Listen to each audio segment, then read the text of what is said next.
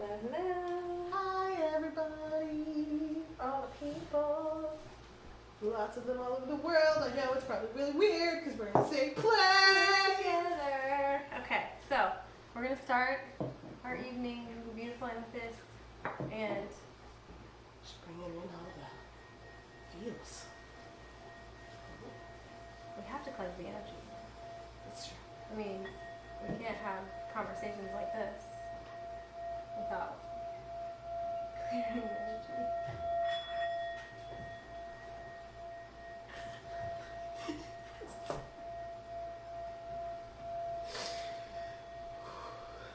So, today we're going to talk to you about ritual and seriousness versus hilarity. And, you know, when are you taking it too far? When are you taking yourself too seriously versus just having fun with it, and where's the balance? Because we've, you know, both been in religious circles since we were born, basically. And I also think there's the other aspect of when are you being too light with it and not Yeah. respectful enough. So there's this kind of respect question, Mm-hmm. but also respect is so, like, Yeah. people have different definitions. No, What absolutely. is respectful, what's not respectful. But I think there's like there's like a core universal type of. Maybe reverence is the better word. Yes, I like that. Reverence, devotion, sort of like gratitude, the sense of gratitude. Think or, the like, gratitude. That's appreciation. actually, it's not even so much reverence, it's gratitude. Yeah. Because everything that we do and we are able to do, whether we do it ritualistically or we just do what we do, it's a gift to be able to do these things. And so gratitude is more what I'm getting at than Mhm. respect so much. Yeah. Yeah, I think that the sense of reverence is something that I grew up with, for Mhm. sure. Mm-hmm. It was almost like, you know, the fear of God kind of thing, like The that. power of Christ compels you. Yeah, and it was very much a theme. And it was always like, well, fear of God doesn't really mean fear, it means love. And it's like, what? So there's always like this contradictory kind of paradox that we were But dealing I think with growing even up. like as kids, like you see that kind of thing in so many different aspects. Like, I don't know if this ever happened to you, but I know I've been told I spank you because I love you. Yeah, I didn't spank you. Spare the rod, spoil the child. If I didn't spank you, it would mean I didn't even care about you. Exactly. And Yeah. it's like, wait, what? Yeah. Then you cannot care. Like, I'm Yeah. good with you not caring then. Yeah, and you know, and actually punishment is kind of part of this too. Absolutely. Because when we feel like we're breaking the rules or we're going outside the bounds, we kind of have to like punish ourselves, or like we judge. So judgment comes before punishment. If you judge something to be bad, it's deserving to be punished, right? And we like to say like, well, don't let that person get away with that, because then they'll just keep doing it. They're not going to respect you if you let them get away with it. So Don't let anybody walk all over you. So punish them, right? That's the requirement. Like, and even like apologizing is a punishment. Like, oh, they did this thing and they didn't say sorry. It's like, why? Why did they have to say sorry? Anyway, so there's ritual around that too. Like, so maybe ritual is just judging things to be good or bad, right or wrong. Like, this is the right way to do something. This is the wrong way to do something. And if you're doing it the wrong way, you're bad. And if you're doing it the right way, you're good.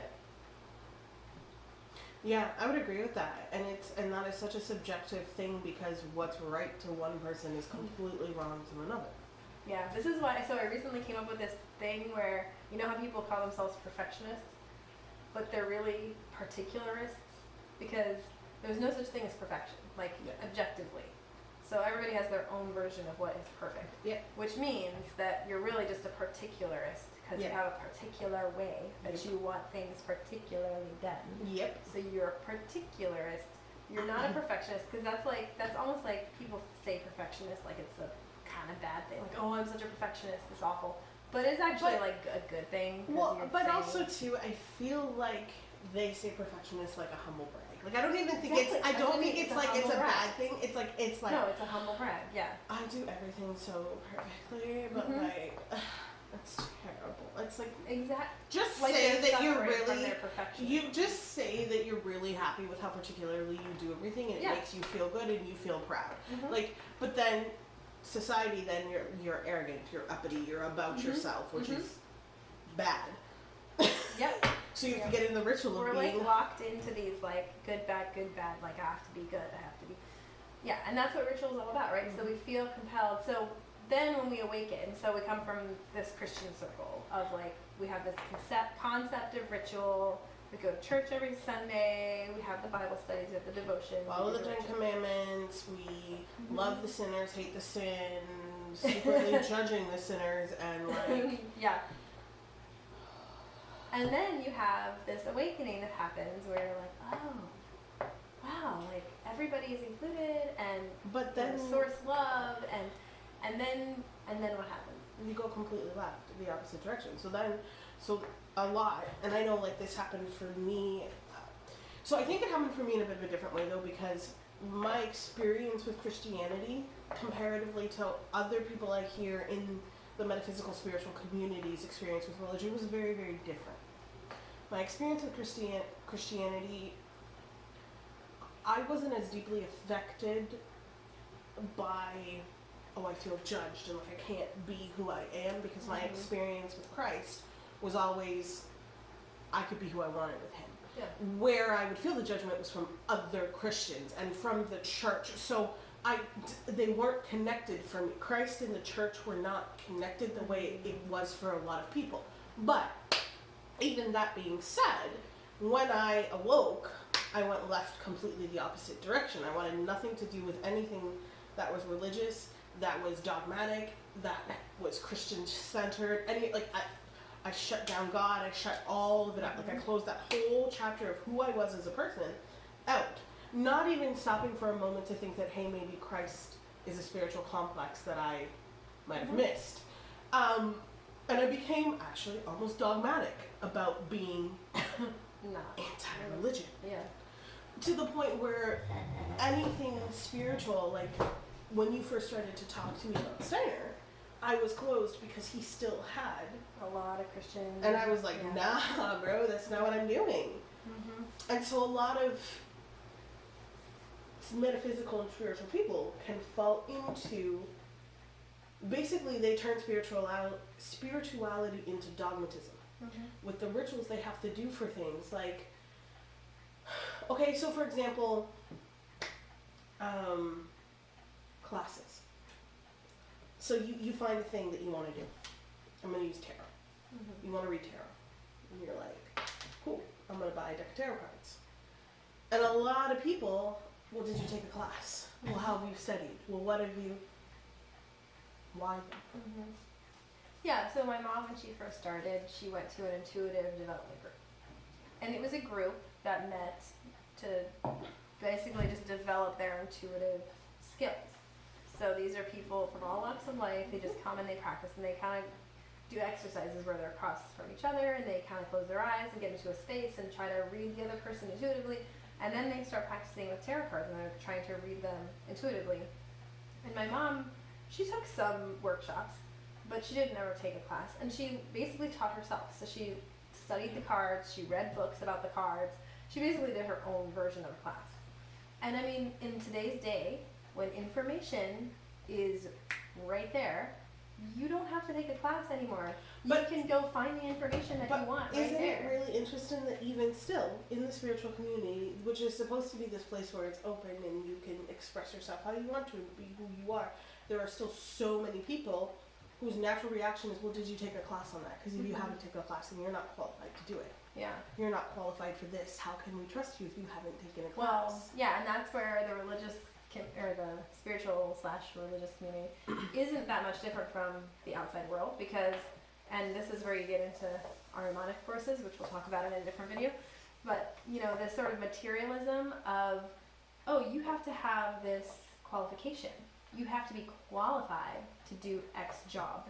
So like me as a teacher, I cannot work in an elementary school unless I have a degree in elementary education, not a degree in psychology, not a degree in English, elementary education. And if I have a degree in English, that's great, but I have to go back to school. to get a master's in elementary education. If you don't have that by your name, you can't teach kids. Does that mean that, like, if I didn't have that degree, I wouldn't be qualified to teach kids? No. No. I'm a teacher. That's who I am in my heart. I know children and I know how to teach them naturally. I got the degree so that I would be able to be hired, because then other people could look at me and say, oh, look, it says she has a degree. This means she's qualified.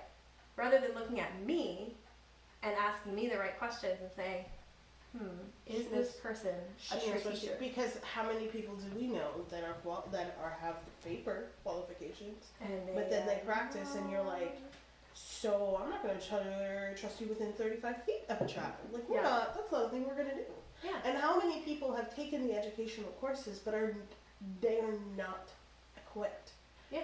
They're not equipped to teach. They don't have the temperance, the personality, anything that requires what is required to actually basically be on the ground with children. Yeah. You know what? And it's funny, Steiner actually said something interesting about this, which is that we learn everything that we need in the spiritual world before we come here, and then we incarnate, and the job of the teacher is not to teach us anything. It's literally to just awaken what we already learned. So it's literally to just kind of like be aware and be present and hold space and like help remind us things that we already know. But it actually keeps the teacher humble, because then we realize, wait, you're teaching me as much as I'm teaching you. And that also plays another part into ritual, right? Now, okay, ritual isn't all bad, because we have kind of touched on a lot in the last few minutes on the problematicness of ritual. And there is something to be said sometimes for, like, okay, so for example, with me, when I do something like Reiki, or I do something like channeling, or I do something like tarot, I do not have, now with Reiki, I've started, not Reiki, sorry, with channeling, I have a bit of a ritual that I follow, but it's more so for just my personal comfort in doing the channeling than it is I have to do X, Y, Z, Z to be able to channel. If I didn't have all the things that I normally use for channeling, I could still channel. But for those things, tarot, Reiki, channeling, all of those things, I don't have a ritual. I don't have a form I follow. I don't have a speech that I recite. I don't have a way that I go into it. I kind of feel the energy of the moment, and I go. And there are a lot of people that I know that would be like, what are you doing? Like, what? Like, huh? Like you have a certain... But with witchcraft, which is something that I've recently started discovering and really understanding and started to practice, I do a lot of ritual. Like, a lot, down to like, so candle magic is something that I'm really currently kind of working in the realm of right now. And I'm very careful and very particular about the colors that I use for the candles and making sure that they have correct correspondence. And if I don't have the right correspondence, then I won't do the spell. And the reason is, I've built, and this is where I think freeform also flows. You get to a point with anything that you do where you've built a strong enough connection and relationship with that thing that you just kind of intuitively know what you need to do. It's like a recipe. And sometimes when you're learning, it can be a good way to learn. But there are some things, and this is I think where reverence plays in, like for example witchcraft, which is a tradition that has been handed down for like hundreds of thousands, like basically since the beginning of time. People have lost their lives for this tradition. It was the religion before religion was religion. Yeah, paganism from, and so out of kind of like reverence and respect for that history and for the impact that it's had and for how it's kind of shaped the world as it is, I hold a certain level of reverence when I'm doing work and I'm learning how to do spell work and write spells and perform rituals and healings, and I took my time to learn the history, understand what it is that I'm embarking on, learn the terminology, because there is something to be said about showing that kind of deference, that kind of reverence to things. And the same as with Reiki. Like when I learned Reiki, I didn't just arbitrarily decide, oh, I've heard about this Reiki energy healing thing, I'm going to do it. I took the time to take the class. And I think sometimes ritual can be a really healthy energetic exchange. And so with me putting in my money and my time and my effort into energetically being attuned and learning how to do Reiki, I think it strengthened my relationship. There are some things where you don't have to do that. Freeform will work. But there are other things where sometimes I find you can get more out of something if you take the time to energetically exchange with the ritual. Yeah. For example, Reiki. For example, witchcraft. Yeah. Well, and the interesting thing about that, what comes up for me is this whole idea of good and bad, because that's where people get hung up. What we're not saying is that ritual or freeform is good or bad. What we're saying is that there's a purpose in ritual, and there's a purpose in freeform, and there's a purpose in general of life. And ritual can be helpful for certain things, but it can also stop you and hang you up and be a barrier in certain things. So one of the ways, I think some examples of ways that ritual can get in the way are like if you are coming home from a crazy day at work and you just need to like refresh your energy, and you might think, okay, how can I do that? There's certain ways that you can do that. You can sage, you can use the singing bowl, you can use crystals, you can go meditate, whatever. Call in the light. You can just do ask breathing. for a read-out Reiki yourself. Yep. There's really no like right or wrong Way to do that. thing to do. And you know, there might be some people who feel like when I come home from work I have this specific ritual that I do. And I can say ritual doesn't have to be spiritual. Like I have a ritual where in the morning I like to have things a certain way. I like to get up and do things in a certain order because it's just like my morning ritual. Sometimes routine actually becomes ritual. Yeah, exactly. And like, I guess ritual just means something that you do in a formed way. So it's a form. So another great example is like, okay, when I'm with the kids, right? Where it's like, okay, at this time we have breakfast, at this time we have snack, at this time we have play, at this time we go outside, at this time we nap, at this time, at this time, at this time. And it's one of those things where there are going to be days where they don't get up when they normally get up. So now everything's pushed back 2 hours. And where that can become a problem is if you're the kind of person who's like, but no, this is the timeline, you might be tempted to wake them up. Because you're like, no, you're supposed to be up already because we have to do these things. And then the hang-ups occur, right? And then you create a day of chaos for yourselves because people never wake sleeping children. But I mean, that's a good example. And I also think, just to go really deep here, because children are a great example, form versus not form. The essence of this is form is physicality. Form is coming in, is incarnation. Because what is spirit? Energy. It's free. Yeah. It's literally like light and being and just everything's just blah. Like everything's just mixed together. Yeah, and like they're unity. Well, and they're not burdened by anything. There's no borders. There's no no boundaries. such thing there's as no time. There's no such thing as emotions, guilt, shame. Like there's nothing. There's just nothing. It's just. I mean, this is form. Yeah. This is a ritual. This table is form. So, like children coming in, they don't understand what is this place. Like this is physicality. This is life. Yeah. And so we as adults are bringing form To their lives. and we have to accentuate the form for kids because they need to incarnate. But once we're incarnated, so you and I, we've incarnated. We got the form down. Yeah. Now we have to extricate ourselves from the form. and start to go back to This spirit. is this conversation we were having before about how we spend the first 21 years. 21 years of our lives building our ego, learning it and bringing it in, and the last basically however many killing it. Yeah, and not so much killing it, but integrating it into the unity. Like it's like we come in feeling like I'm oneness, I am love, I am light, and then we're like, no, but I'm me. Like Addie's saying, I'm a toddler. She's a category. She doesn't have a name yet because she's not 3. Because she doesn't have her ego. You know, Rowan. I am Rowan Blanket. Like he is Rowan, and he has an ego and he has a self, but he still at times is not. Like he's still. I'm love, I'm light, I'm source, like I'm one with my surroundings. Yeah. And we are very aware of our individual self and how we are different from everything and everyone else.